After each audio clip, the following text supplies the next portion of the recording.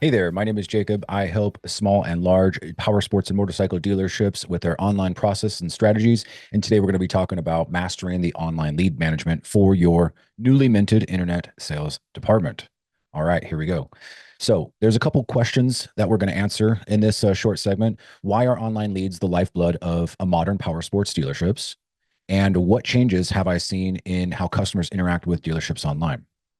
So why are the online leads the lifeblood of modern power sports dealerships? I think you guys can answer that, right? Every dealership operator knows that they need opportunities for their salespeople to work so that they can retail some major units and make some money, and everybody has fun and everybody goes home paid. Well, leads are going to be the lifeblood of that. Now, what I would suggest is that you're looking at your lead volume, you're looking at your lead sourcing, and you're making some decisions on what works best for your dealership, what works best for your season, and what works best for your product mix. Meaning, if you're a single line, or if you're a multi line, or if you carry marine, or if it's snow season versus summer watercraft season, all of those things are going to play in. Okay. And one of the things that I like to look at is just bucketing them into one of three categories. We'll call it the good, better, best. Okay. Now, with your good category, these would include all of your third party vendors. Now, Cycle Trader, Moto Hunt, Go Rollick, these are all third party websites that will take an inventory feed, typically from your website provider. They will put your inventory on their website and they will generate leads for you. Typically, you pay a fee for that. And that is one source that you can count on as far as something of quality or consistency that somebody else manages. Okay. Now, how well your inventory online is going to dictate whether you get a lot or a little, or you get any engagement on your inventory, but that's just the general dynamic of how it works, right? And there are many third party sites out there, third party classifieds, if you want to call them, that work very well, some that don't. And, a bunch of them are right in between. You have to make your decision on the ROI for that. The better category would be where I would place all of our OEM sites. So for our single line dealers, Harley-Davidson, Triumph, for our multi-line dealers, typically that's going to be with Polaris/Indian, BRP, Can-Am, all of these OEM related lead generation tactics that they like to send the franchise dealers, you guys, are fantastic, right? That is typically for the type of customer with the mentality of, I want to get the information from the horse's mouth, meaning they sought out that OEM site or they got introduced to the OEM brand, through some type of mailer or email or event or whatever. But they felt that the best place to gather the information for them to submit the next step in a contact form was the OEM site. And there's nothing wrong with that. There's obviously some stipulations, and you all should know what those stipulations are to make sure that you stay in good standing with these OEMs. Response time, quality of response, right? Some of them have mechanisms to score you even. That's just part of the game. Okay. Now, your best category is the one that is my favorite, right? This is anything that you would own. Okay. So let's talk about your dealership website. Let's talk about your dealership social media accounts, your YouTube account, your email list, right? Anything that is yours with your branding and no one else's, that you control the messaging, control the look and the feel, whether that's good or bad. And it's anything that you put out there to the World Wide Web for the public consumption. That's going to be the best way to get leads of quality at a higher closing percentage than anything out there. Okay. So good, better, best. All right. Now, what I've seen in terms of changes with how customers interact with dealerships online, there's just more ways for them to get a hold of you. I talked a little while ago about the many different doorways, quote unquote, virtually, that a customer can enter your retail space. They can obviously do it through walking in. A customer can do it through calling you directly on a phone. They could submit a form on any of these websites, including your own and any third party, to send an electronic request, for a quote or a trade-in information or a finance application. There are various different types of forms. Customers can now chat with you online. Either that's through some type of automation, some type of managed chat, self-managed by the dealership, or now we've got AI as a chat tool. Customers, they can direct message you from your social media accounts. Let's say that there's a post out there that's engaging well with your audience and it happens to be about a motorcycle, and someone comments or DMs you and says, hey, I'd like to buy one of these things, right? What do you do with that? So the amount and variety of how customers can get in touch with us is one of the biggest ways that I've seen the customer kind of morph into this now digital experience with the dealership, right? I think that they're demanding more, meaning they're demanding a quality listing, right? With all the information. pictures, mileage. They want to know that the customer is trustworthy. So they are looking at reviews. They're looking at your social media accounts, maybe on how you post or don't post, right? That's a big thing, right? Customers basically want to make the right decision. And when they make the decision to submit or call or chat with your dealership, all you really have to do at that point is assure them that they've made the right decision, right? Mr. Customer, you've made the right decision by clicking on this button and now we're talking, right? I'm not going to screw that up for you. So, in the main discussion that we want to talk about is lead qualification. So, what steps should dealerships take to qualify leads quickly and accurately? Well, there's usually not a lot of time for the scoring of leads when it comes to our power sports dealerships, at least in any type of volume way. Now, you might have it in the back of your head that you have a priority, and I'm certainly okay with that. The priority of leads should probably do something, similar to this, where you're looking at your website finance applications. Those would be a hot customer. An inbound phone call customer would be a hot customer. That is a very high priority. Those two right there. After that, you have trade-in requests, you have get quotes or inquiries from your website. And then you have some contact us, you have, other means from third parties or OEM events, right? So how you want to prioritize those leads is certainly up to you. Just know that some are better closing than others. When it comes to a distribution between your staff, who gets what, you can really handle that one of two ways. The first way is probably the easiest, and that's just put everything on round robin, meaning when one lead comes in, it goes to salesperson A. When the next lead comes in, it goes to salesperson B. When the third one comes in, it goes back to salesperson A. The fourth one, salesperson B, right? So it just continually next in line gets the next lead. That's the most fair way to kind of keep a good, diverse mix of leads on a per person basis. But I've even experimented and seen some success where we allocate some leads, some specific leads to certain people. The best example I can give is any purchase, or I'm sorry, any finance applications they go to a finance manager to kind of handle because they're a little farther in the process. So, those are kind of the juicy leads that maybe a management position, a management player should handle anyways, because now we're talking about, interest rates, we're talking about term, we're talking about amount down, right? That is not typically part of the common internet department reps repertoire or verbiage, right? They're appointment setters through and through. The other one is going to be trade-in leads or acquisition type leads. If you're running campaigns where your people, are looking to buy bikes as a used bike strategy, that's totally cool. But that should go to the used bike buyer, and they should have some type of training, right? The retail request. That's going to be your most common lead, right? I saw your inventory online. I want to buy this inventory. I want to ask more questions about this piece of inventory, whatever it is. Now, when you get a lead, you definitely want to move into a studying of the lead. Okay, here's kind of like a little cheat code. Some people will go through the steps of maybe doing a Google search on them. Maybe they put their name and their contact info in the in the CRM, and they look at and see if they've done any business before. Right? It really doesn't matter. But what the point here is that you want to study the lead and you want to go, okay, I'm going to try to put together a little story, a little script. Maybe I'm looking at their email. They've got a funny email, or maybe I'm not sure how to pronounce their name, and so that's going to be one of the things that I ask, right? Mr. Fox, right? How do you pronounce your first name, just so I make sure I get it right? Okay, these are all things that you can do when it's time to kind of open up the call. Okay, you need to also understand that this is a real person on the other end of that lead. A lot of people call them leads, and they kind of think that they're just this thing that you got to do. And oh, I gotta call this lead. I got to get back to this lead, or hey, we just got a new lead, right? I like to kind of tell my people that I work with that if you understand that that's a person, you might actually treat them just a little slightly different, right? That's a person that through a series of events, I talked earlier about a 24 digital touch point of influences, a series of events. They're seeing things, they're hearing things, they're reading things all about the products that they are enthusiastic about. Now they've made the decision to go further into this funnel, right? From higher funnel to mid funnel. And this mid funnel position is where they start to look at where they want to buy this vehicle, right? The local dealer. They start investigating information or cross comparisons between certain makes or even certain models within the same make. They might even go into, is this affordable for me, right? They're looking at their interest rates. They're doing Google searches on what is a normal payment for one of these things, right? If they're looking to finance, they're considering what they might want for their trade if they've got one, right? And then what they come to arrive at is a moment that we call the zero moment of truth. ZMOT for short, zero moment of truth, right? So all these influences have taken place inside this customer's mind. They've now made the action to go and look and investigate. They've gone through one of 5 different steps within this ZMOT moment, and now they've actioned it. They've sent in a lead. They've took the time to fill it out. It could be 5 questions. It could be 50 questions if it's a finance application, and they hit submit at the end, right?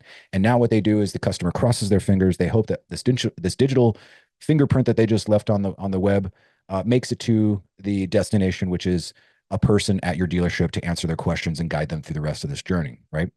So when I say you want to study the lead, you first have to kind of frame it as this person went through a couple of days, a few weeks, maybe even months to get to this moment in time to where now they are a lead awaiting your person to contact them, right? They are waiting for them to be guided through the rest of the process. Study the lead, right? What is the source that it came from? And you want to use this in your introductions. Where was the lead born? Oh, I saw, Mr. Customer, you found us on Moto Hunt. Oh, Mr. Customer, I saw that you found us on our website, right? Do we have good contact info? A little bit more than half of all internet leads submitted through a form do not contain a phone number, mainly because we don't use that as a required field, but a minimum of a name and an email. Okay. I mean, let's just start there. Do we have a phone number existing in our system already? Have they been to our service or parts department where we might have a phone number in that system?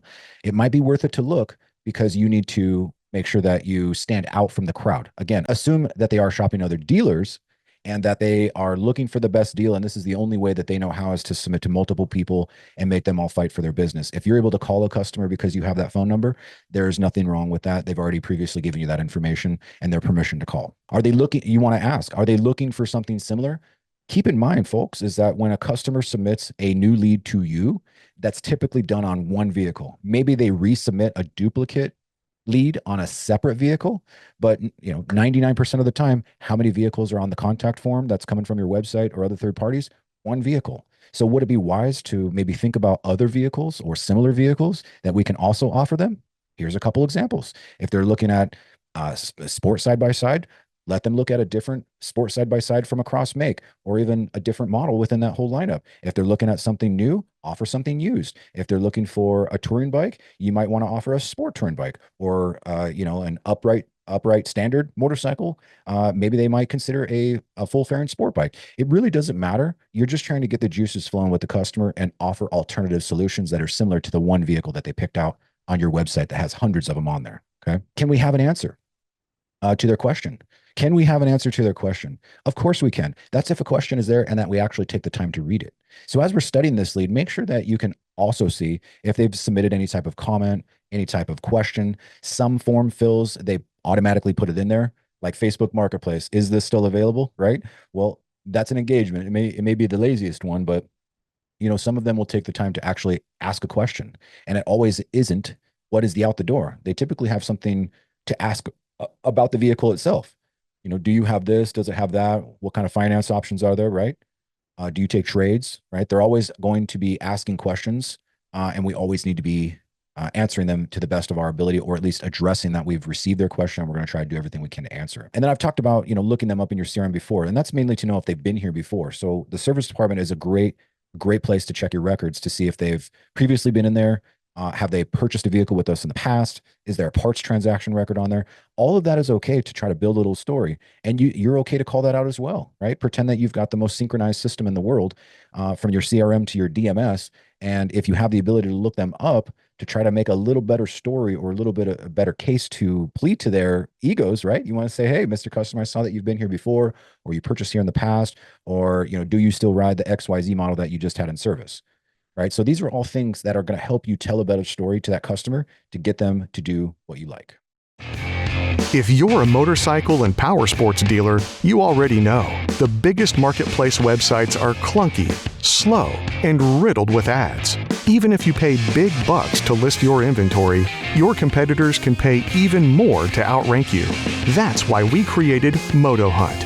Our site is famously streamlined and quick, with no extra nonsense to confuse buyers or dealers. That's why we rank so high in search results without having to spend millions in advertising.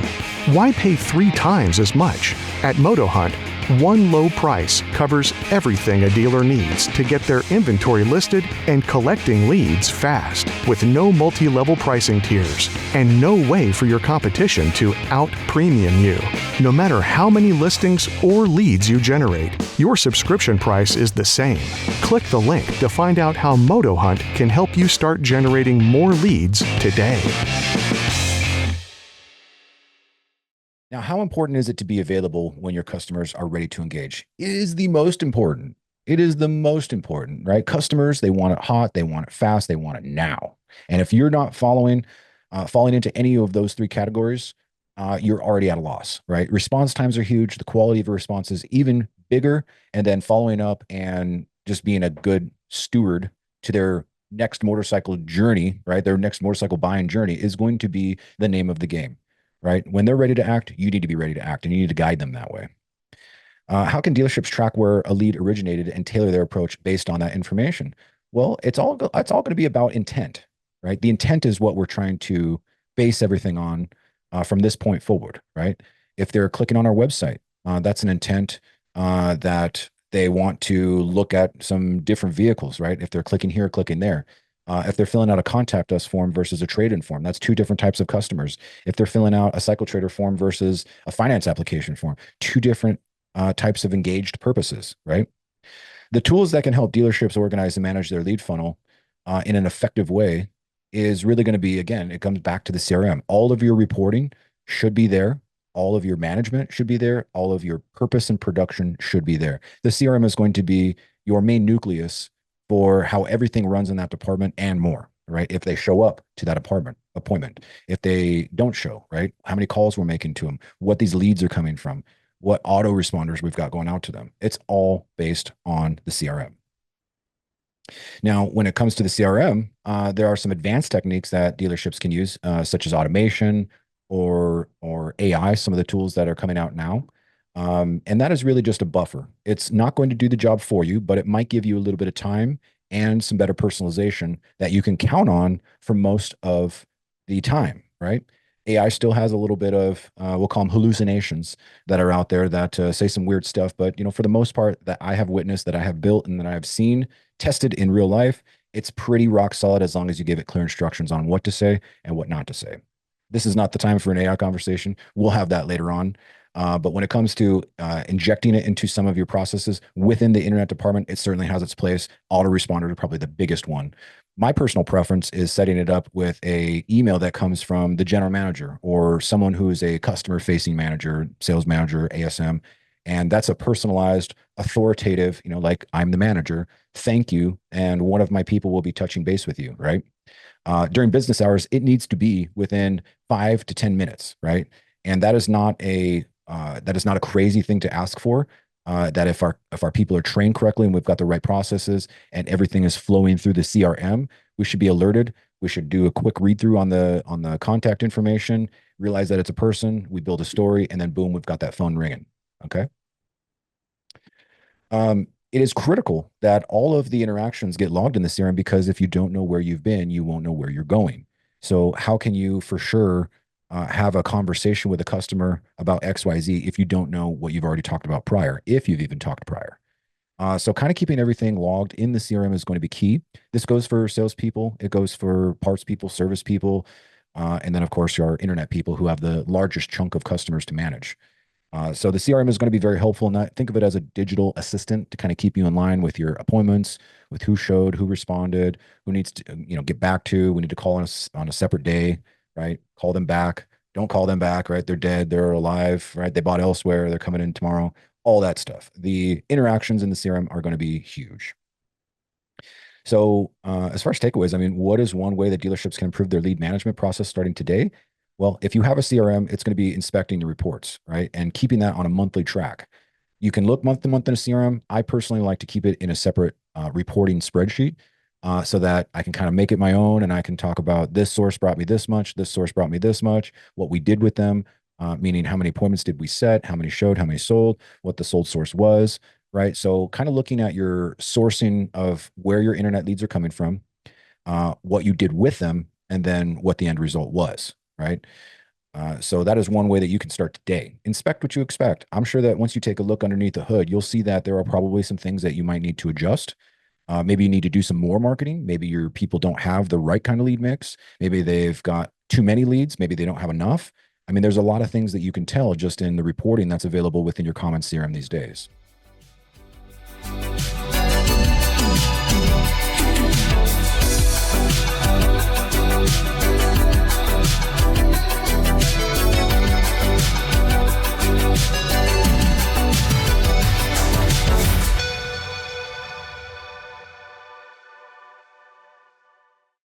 Dealers, discover the power of MotoHunt's Inventory Ads program, designed to drive leads and sales for your motorcycle dealership.